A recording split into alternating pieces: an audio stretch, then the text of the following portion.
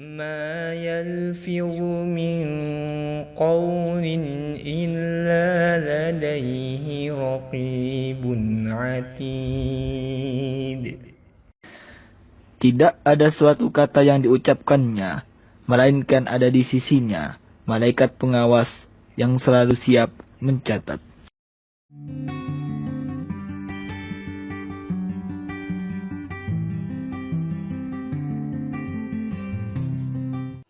Bismillahirrahmanirrahim. Assalamualaikum warahmatullahi wabarakatuh. Alhamdulillahirabbil alamin. Wassalatu wassalamu ala asyrafil anbiya'i wal mursalin wa ala alihi wa ashabihi ajmain, amma ba'd. Ma'asyiral muslimin wal muslimat rahimakumullah. Alhamdulillah kita dapat lanjutkan kajian serial surah yang paling istimewa dalam Al-Quran, surah Al-Fatihah. Setelah kita membahas tentang muqaddimah, tentang keagungan surah Al-Fatihah, bagaimana menghadirkan rasa keagungan surah ini ke dalam hati kita.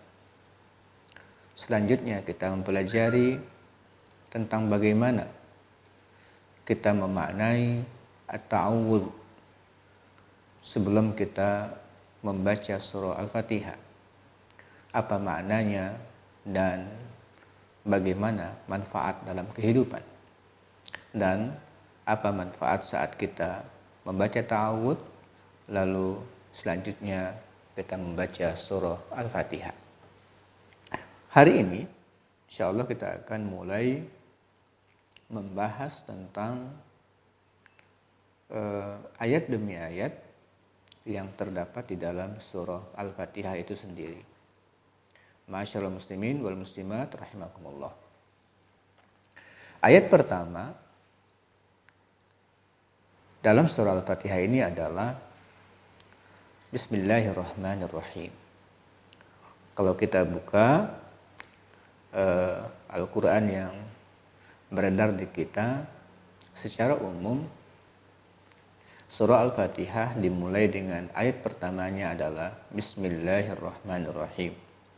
Meskipun tidak semua menyepakati hal ini, ada yang mengatakan bahwa ayat pertama adalah Alhamdulillahirabbil alamin, tapi secara umum Al-Quran dimulai dengan ayat pertamanya adalah Bismillahirrahmanirrahim. Kita menggunakan pendekatan ini bahwa ayat pertama adalah Bismillahirrahmanirrahim. Ma'asyiral muslimin wal muslimat rahimakumullah. Kita sejak awal mengkaji surah ini dalam rangka untuk menemukan maknanya, menghadirkannya dalam hati kita, merasakan keagungannya, kemudian kita bisa menerapkannya dalam kehidupan sehari-hari, bukan sekedar menerapkan, nanti menjadi kebiasaan kita dalam hidup sehari-hari, dalam rangka untuk mendapatkan kunci kemenangan-kemenangan dalam menjalani kehidupan pribadi, keluarga, dan masyarakat. Ma'asyiral muslimin rahimakumullah. Yang pertama, kita akan mempelajari makna Bismillahirrahmanirrahim. Kata bi atau huruf bi, ya, atau ba di sini adalah huruf jar yang sering disebut dengan ba lil isti'anah. Ba untuk minta tolong. Ba untuk minta tolong. Ada juga yang berpendapat bahwa ba ini adalah ilsok. Bab atau ba untuk ilsok. Ilsok itu artinya sesuatu yang tadinya berpisah ditempelkan sehingga dia bergabung. Nah, huruf ba di sini dengan makna itu atau dengan arti berfungsi sebagai isti'anah, minta tolong, Maka saat kita membaca Bismillahirrahmanirrahim, ya, saat kita membaca Bismillahirrahmanirrahim, maka maknanya adalah abtadi'u hadzal fi'la musta'inan billah. Abtadi'u hadzal fi'la musta'inan billah. Aku mulai pekerjaan ini dengan meminta pertolongan kepada Allah Subhanahu wa taala. Kalau ba artinya adalah al-ilsaq, selalu berada bersama, maka artinya adalah abtadi'u hadzal fi'la musahiban bismillah. Aku mulai pekerjaan ini dengan selalu menyertakan nama Allah Subhanahu wa taala. Multamisan al-barakata minhu. Kemudian dengan berharap mendapatkan barokah dari menyebut nama Allah Subhanahu wa taala itu. Jadi itu makna daripada bismillah. Ba-nya bertujuan untuk meminta pertolongan atau untuk menyertakan kita dengan selalu bersama dan mendekat kepada Allah Subhanahu wa taala. Jadi dengan membaca Bismillahirrahmanirrahim, dengan menyebut nama Allah, aku mulai pekerjaan ini. Bukan sekedar menyebut nama, tapi dengan menyebut nama itu aku minta pertolongan dan aku ingin menyertakan nama Allah Subhanahu wa taala dalam setiap aktivitas yang kita lakukan dalam rangka untuk mendapatkan keberkahan dengan nama Allah Subhanahu wa taala itu semua perbuatan kita. Ma'asyiral muslimin rahimakumullah. Kalau kita membedah kembali setelah nama bismi, kemudian ada lafzul jalalah Allah yang berasal dari kata-kata al-ma'luh, artinya adalah al-mahbub, al-ma'bud, yang dicintai, yang disembah, allazi la tatawajjah ilaihil qulub bil mahabbah wat ta'zim wat ta'ah, yang semua hati itu mengarah, semua hati menuju ya kecintaannya, keagungannya, merasakan ta'zim, kepenghormatan dan ketaatan hanya kepada Allah Subhanahu wa taala saja. Jadi Allah adalah al-mahbub, yang zat yang sangat dicintai. Kemudian al-ma'bud, zat satu-satunya yang pantas untuk disembah. Allazi la tatawajjah ilaihil qulub bil mahabbah wat ta'zim wat ta'ah. Allazi tatawajjah ilaihil qulub bil mahabbah wat ta'zim wat ta'ah. Yang semua hati itu merasakan keinginan untuk mencinta, untuk mentakzim, mengagungkan dan menaati kepada Allah Subhanahu wa taala tersebut. Kemudian Ar-Rahman ya, adalah rahmat Allah al-wasi'ah. Ar-Rahman adalah rahmat kasih sayang Allah yang luas, yang meliputi semua makhluknya.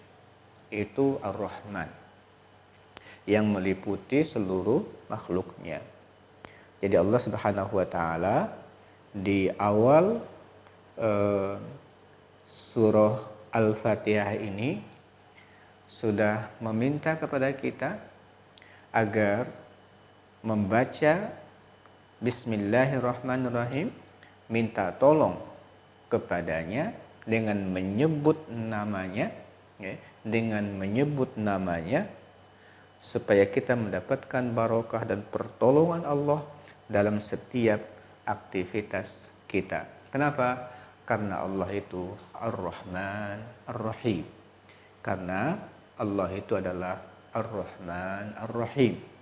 Ar-Rahman adalah rahmat dan kasih sayang Allah Subhanahu wa taala yang luas. Maksud dari Ar-Rahmah Al-Wasi'ah, rahmat Allah yang luas adalah rahmat Allah yang meliputi seluruh makhluknya.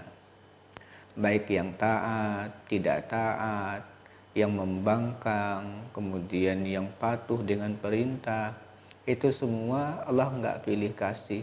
Allah kasih sayangnya itu.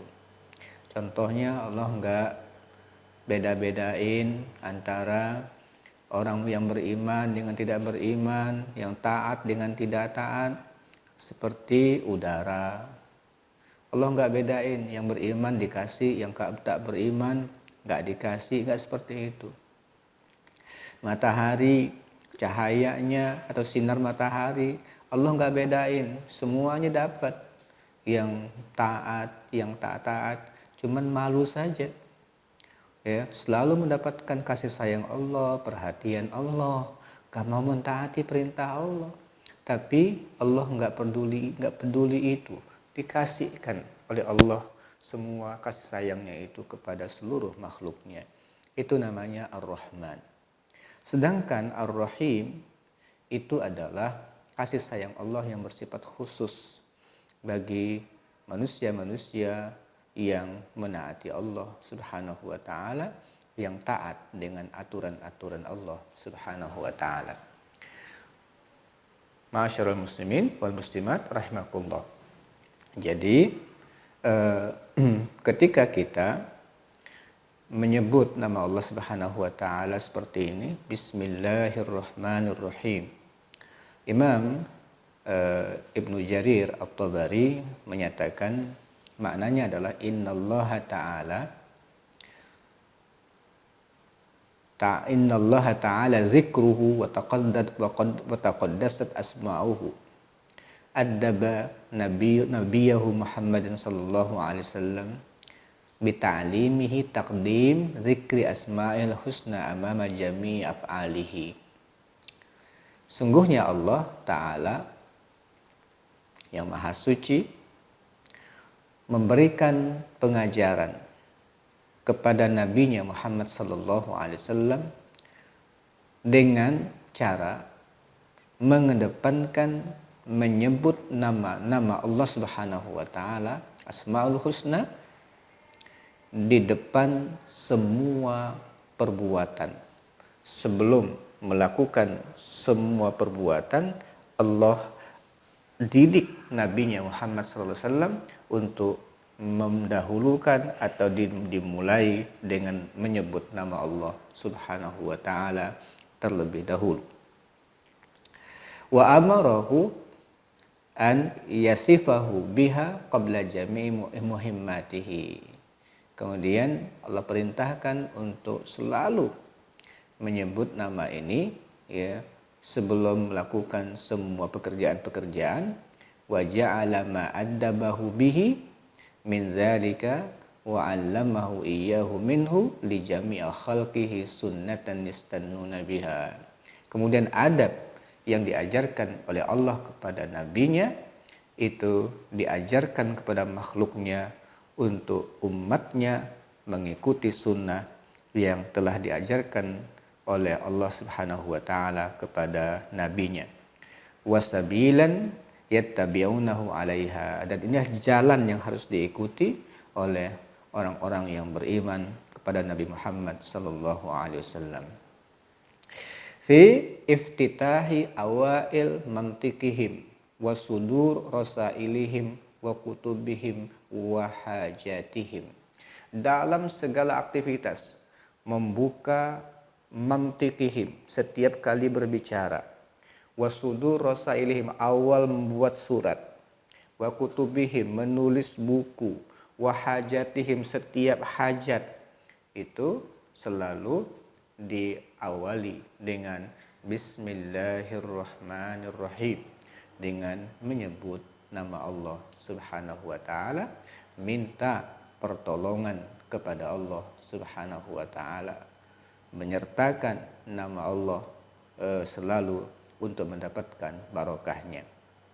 Jadi eh, secara umum kalau kita ingin lebih mendetailkan lagi maknanya, di sini artinya adalah abtadi'u amali bismillah.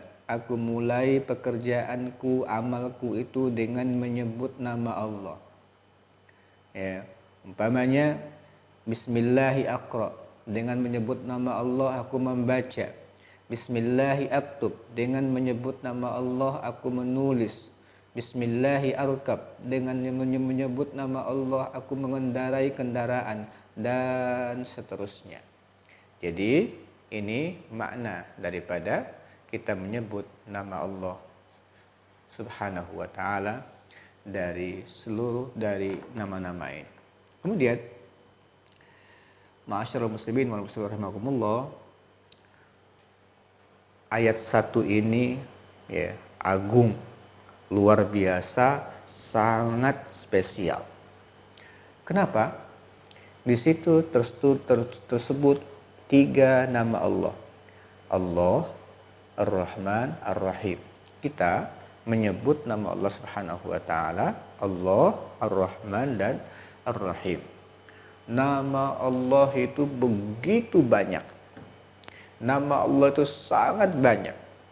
Dan di antara nama yang sangat banyak itu ada 99 nama yang apabila dihafal, direnungkan maknanya, diamalkan muktadanya, diamalkan makna-makna dan kandungannya sesuai dengan kapasitas kita sebagai makhluk, kita akan masuk surga. Tapi dari 99 nama yang ada tersebut, lalu dalam surah Al-Fatihah di ayat pertama ini Allah sebutkan 3 nama, yaitu Allah, Ar-Rahman dan Ar-Rahim. Ma'asyiral muslimin wal muslimat rahimakumullah, Ibnu Qayyim rahimahullah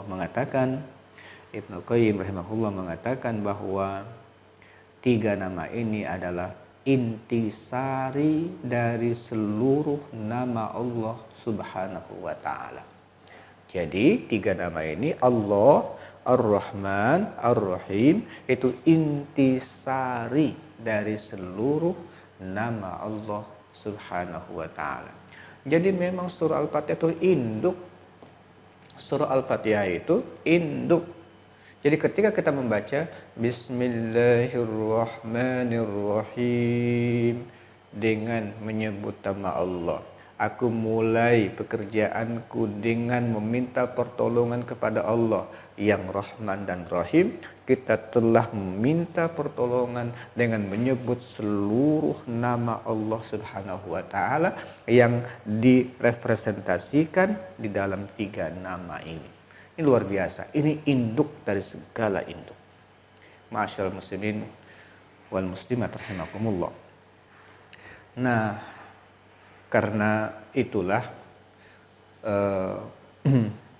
membaca surah ini dan ayat pertama ini tidak boleh kita baca sekedar keluar dari mulut kita, karena dia induk segalanya, dia inti dari segalanya.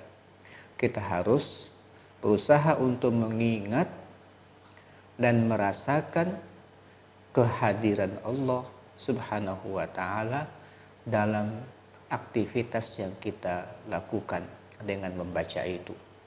Ketika kita ingin menulis ya Bismillahirrahmanirrahim, kita menulis makalah, kita menulis apa ya, surat, kita menulis chattingan apa. Nah, ketika kita membaca Bismillahirrahmanirrahim, kita minta tolong kepada Allah agar kita dibimbing dalam menulis itu. Ya, begitu juga dengan membaca, dibimbing supaya bisa membaca dengan baik. Terus dibimbing supaya bisa melakukan pekerjaan dengan baik. Begitulah makna kita membaca Bismillahirrahmanirrahim. Nah, keutamaannya ya, bagaimana keutamaan orang membaca bismillah dengan orang yang lupa membaca bismillah. Nah, yang pertama, orang yang selalu menyertakan pekerjaannya, aktivitasnya dengan membaca Bismillahirrahmanirrahim, menyebut nama Allah, dia selalu zikir dan ingat kepada Allah Subhanahu wa taala. Nah, ketika dia selalu ingat Allah, Allah akan ingat dia dan tidak akan telantarkan dia. Tapi sebaliknya, orang yang lupa mengingat Allah, Allah akan lupakan dia. Kalau bahasa orang Pontianak, tidak duli, ya, Allah lupakan dia. Yang kedua, orang yang selalu menyebut nama Allah, insya Allah akan mendapatkan barokah dalam setiap aktivitasnya. Ya, dalam setiap aktivitasnya akan mendapatkan barokah. Barokah itu makna secara sederhana adalah barokah itu sesuatu itu ada, kita merasakan keberadaannya. Sesuatu itu ada, kita merasakan keberadaannya. Makan, kita makan, ya. Itu makanannya ada, kita makan dan kita merasakan keberadaannya. Tidak sekedar makan itu masuk ke dalam perut, tapi kita manfaatkan, ada manfaat daripada makanan itu. Sehingga kita kuat untuk beribadah kepada Allah Subhanahu wa taala, diberikan kekuatan untuk beraktivitas yang positif, itu menjadi barokah namanya. Nah, setiap aktivitas ketika dimulai dengan bismillah akan mendatangkan barokah. Ketika belajar, kita mulai dengan bismillah, insya Allah tidak sekedar ilmu kita dapatkan, tapi barokah daripada ilmu. Sehingga barokah ilmu itu akan membuat kita kuat untuk mengamalkan apa yang kita ketahui. Begitu juga dengan yang lain-lain, barokah. Nah, orang yang tidak memulai dengan membaca bismillah, tidak minta tolong sama Allah, hampa barokah. Ada tapi nggak merasakan keberadaannya. Nauzubillah. Makanan ada tapi nggak bisa menyupport dia untuk bisa mendekatkan diri kepada Allah Subhanahu wa taala. Babanya itu tidak barokah namanya. Kemudian pekerjaan itu menjadi bernilai ibadah dengan kita menyertakan nama Allah, menyebut nama Allah dalam aktivitas kita itu, pekerjaan kita menjadi ibadah. Yang satu hanya bernilai duniawi saja. Selanjutnya, dengan membaca Bismillahirrahmanirrahim, insya Allah setan akan takut. Nah, ini mulai dengan ta'awuz, kemudian kita ucapkan Bismillah, karena tidak ada kekuatan yang bisa menghalangi setan dari kita kecuali kekuatan yang bersumber dari Allah Subhanahu wa taala saja.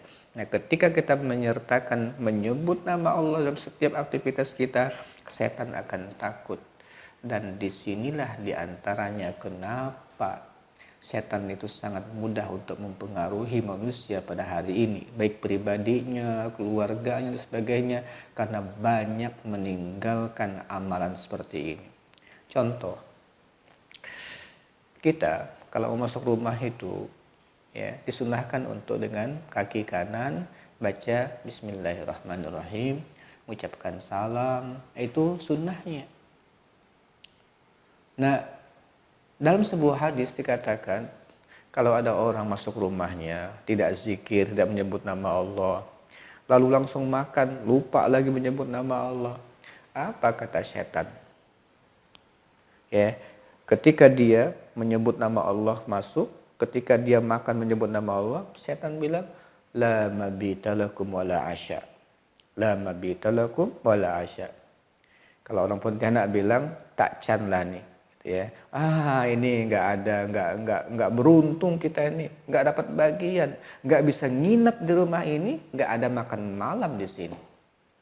Nah, berarti kan kalau kita lupa membaca bismillah di situ, ya, bismillah di situ, maka dia tidak bisa masuk.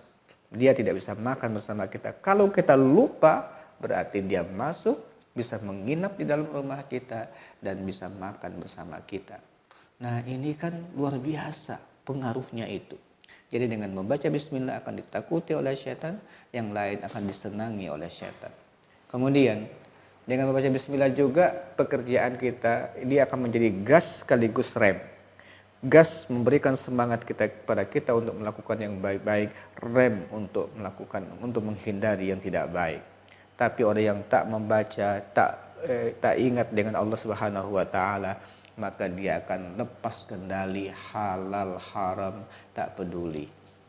Nah, kemudian insya Allah kalau orang selalu mengamalkan setiap pekerjaan dimulai dengan bismillah, menyebut nama Allah, insya Allah meninggalnya dalam keadaan tauhid.